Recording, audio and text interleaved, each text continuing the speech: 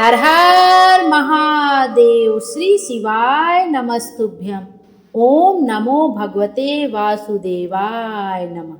मैं हूँ ज्योति और आपका अपने चैनल शुभ कथा में स्वागत है। आइए आज के वीडियो में हम गौरैया और समुद्र की एक प्रेरणादायक कथा का श्रवण करेंगे। यह कहानी हमें संघर्ष, धैर्य और भक्ति की शिक्षा देती है। भगवान विष्णु की कृपा से कैसे एक नन्ही सी गौरैया पक्षी समुद्र के अभिमान को तोड़ने में सफल होती है, इसी पर यह कहानी आधारित है। आइए अब इस कथा का श्रवण करते हैं। एक विशाल मंदिर के परिसर में समुद्र के किनारे एक घना वृक्ष था। उसी पर एक गौरैया पक्षी का घोंसला था। गौरैया वहीं रहती थी और मंदिर में गिरने वाले प्रसाद और हवन सामग्री से अपना जीवन यापन करती थी। समय बीता और एक दिन गौरैया के छोटे छोटे अंडे हुए। अब उसकी जिम्मेदारी और भी ज्यादा बढ़ गई थी। वह हर दिन मंदिर से भोजन लाकर अपने अंडों की देखभाल करती थी। गौरैया का यह घोंसला सुरक्षित और स्थायी लगता था, लेकिन नियति को तो कुछ और ही मंजूर था। एक दिन समुद्र में भयंकर ज्वार आया। लहरें इतनी विशाल थी कि उन्होंने उस वृक्ष को अपनी चपेट में ले लिया जिस पर गौरैया का घोंसला था। लहरें उठी, वृक्ष हिल गया और देखते ही देखते गौरैया का घोंसला भी समुद्र में बह गया। जब गौरैया लौटकर आई तो उसने देखा कि उसका घोंसला लापता था। उसके अंडे समुद्र की लहरों में डोल रहे थे। उसकी आंखों में आंसू आ गए। वह समुद्र के किनारे बैठ गई और रोते हुए समुद्र नारायण से प्रार्थना करने लगी। हे समुद्र देव, मैंने कभी किसी का बुरा नहीं किया। मेरे अंडे निर्दोष हैं। कृपया आप मुझे मेरे अंडे लौटा दें। समुद्र नारायण ने गौरैया की प्रार्थना सुनी, लेकिन वे अहंकार से हंस पड़े और बोले, तुम इतनी छोटी सी गौरैया मुझसे प्रार्थना कर रही हो? क्या तुम्हारा कोई अस्तित्व भी है? इस ब्रह्मांड में जितने जीव पृथ्वी पर रहते हैं उससे कई गुना अधिक मेरे भीतर हैं। मैं प्रचंड समुद्र हूँ। पृथ्वी का सबसे विशाल राज्य मेरा है। मैं तुम्हारी इतनी छोटी सी बात क्यों सुनूं और उसे क्यों मानूं? गौरैया ने उत्तर दिया, यदि मैं जीवित हूँ, मेरे प्राण हैं, तो मेरा अस्तित्व भी है। मैं अपनी चोंच में जल भर भर कर तुम्हें सुखा दूंगी।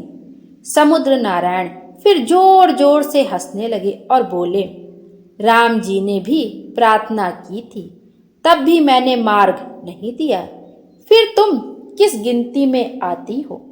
गौरैया बोली, यदि आप मेरे अंडे वापस नहीं लौटाएंगे तो मैं अपने हक के लिए लड़ूंगी।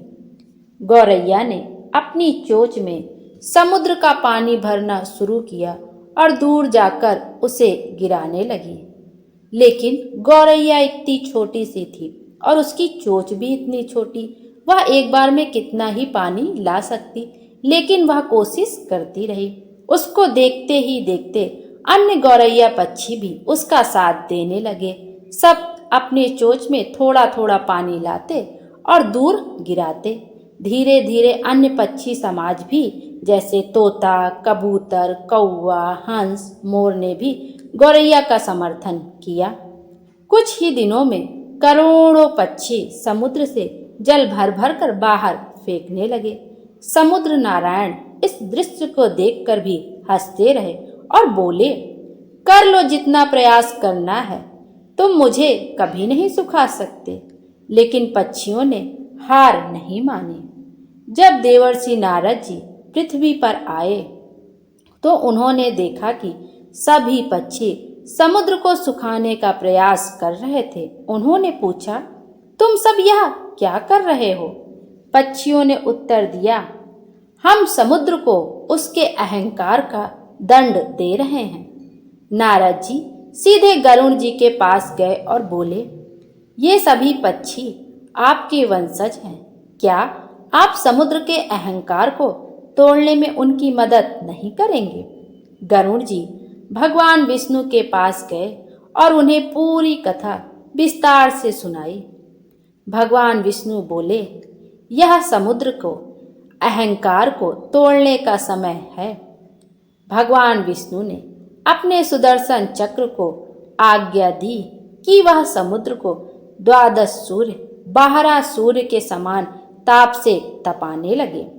सुदर्शन चक्र की गर्मी से समुद्र तेजी से सूखने लगा, जीव जंतु मरने लगे और पानी वाष्पित होने लगा। जब समुद्र देव को अपनी गलती का एहसास हुआ, त्राहि माम, प्रभु मेरी भूल क्षमा करें, मैं अपने अहंकार का त्याग करता हूँ और गौरैया को उसके अंडे लौटा